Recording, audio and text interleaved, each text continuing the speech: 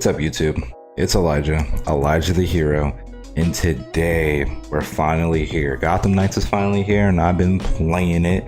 I streamed a little bit of the game. I'm probably gonna stream some more of the new Game Plus mode because I've beaten the game.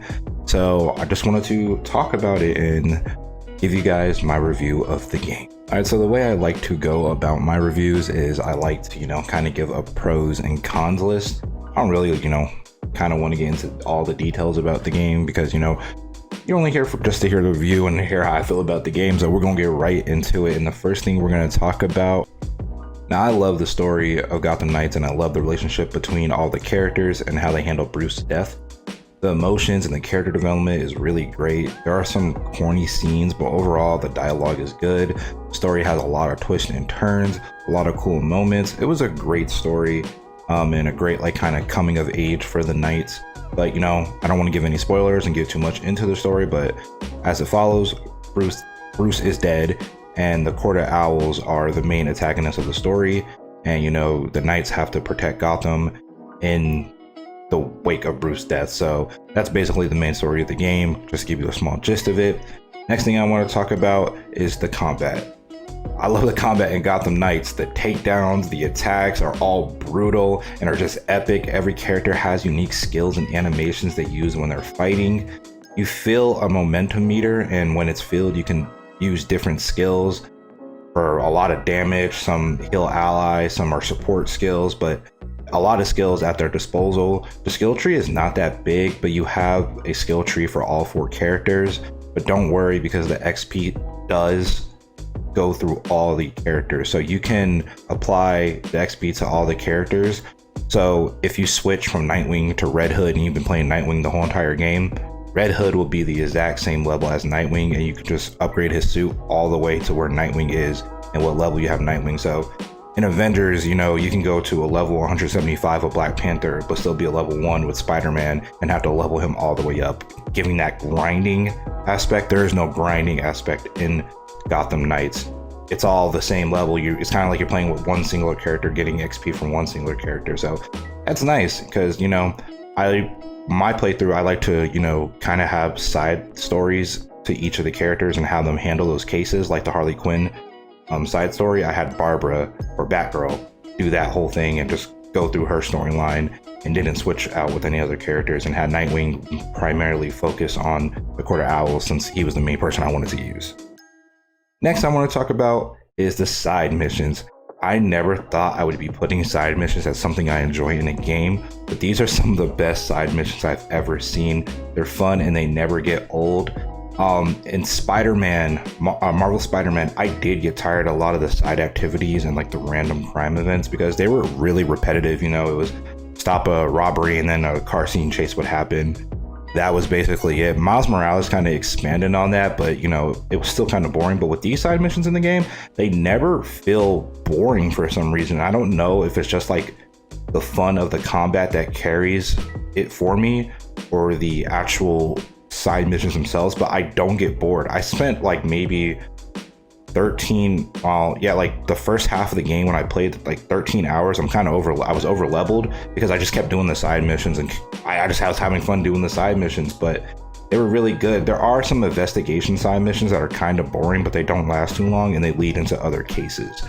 But I really do like it, and I like how you can interrogate people to learn about where their hideouts are, what they're planning to do next in the city. So yeah, those are all the pros of the games that I really like. I do want to say one kind of pro. I think the game is pretty stunning and beautiful for being ran at 30 frames per second. It is a beautiful game. I see a lot of people calling it a mobile game, which I don't see how, or a low-end, a high-end PS3 graphics. That's impossible. The game is beautiful. There are beautiful moments in the game. Character designs are really nice. People are just hating on the game, but I will get into that later on. But we are going to talk about things I do not like about the game. Starting off in my cons list, the crafting system. I do not like the crafting system in the game. It's confusing and kind of unnecessary. I see why they did it because there are different elements. You can imbue your suit, melee weapon and ranged weapon with fire, acid, ice, and super reinforce it basically. And those status effects go into the combat. So like a lot of people complain that the combat is like too long and that they feel kind of bullet spongy or like this spongy, I guess. But the reason why that is because they're probably using the wrong elements because the characters have weaknesses. Like for instance, Mr. Freeze is in the game and you would want to use fire against him because he's resistant to ice and everything else, and he wears an armored suit. So the best thing to use against him is fire.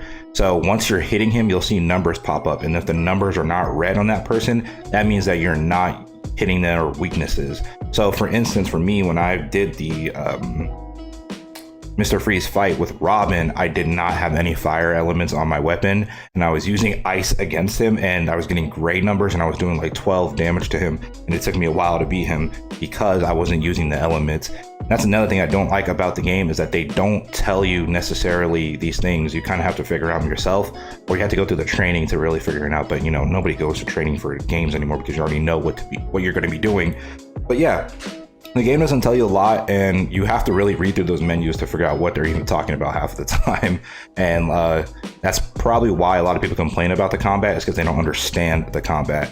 You need to use elements and perfect strikes. Perfect strikes are time strikes, I mean.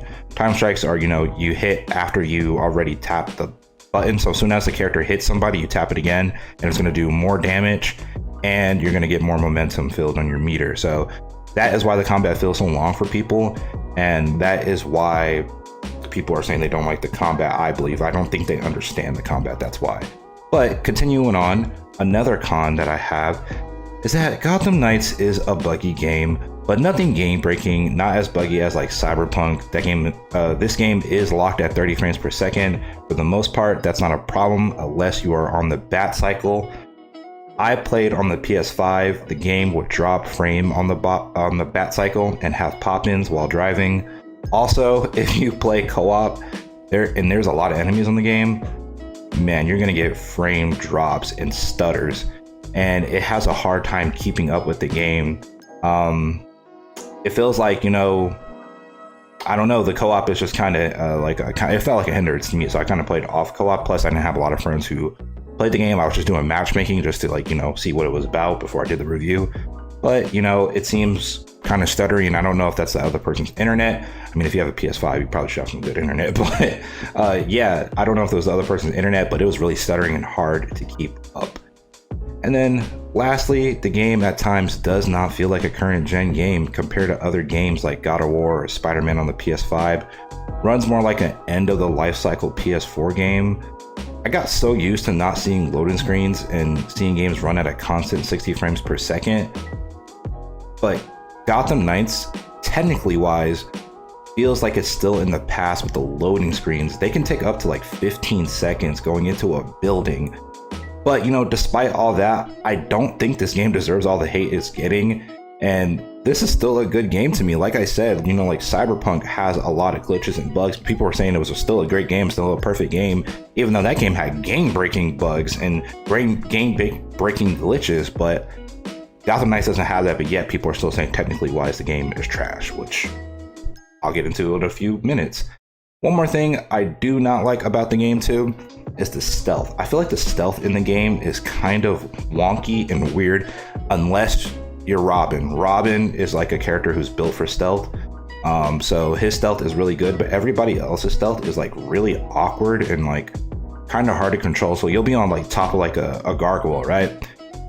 And unfortunately, you can't just like drop down under the gargoyle. You have to like jump off of it. So it's hard to keep count of where you're going to land, and sometimes you'll land right in front of an enemy's face, and then, you know, stealth encounter is basically over. But you can drop smoke bombs and like redo the stealth, but at that point you might as well just fight it out, because fighting's gonna be the quickest way to get them all down. But other than that, those are all the cons that I had for the game, and that's basically the list. But I do have something I want to address.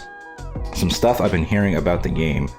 For one, I've been seeing a lot of people complain about the speed of the bat cycle, saying it's going too slow.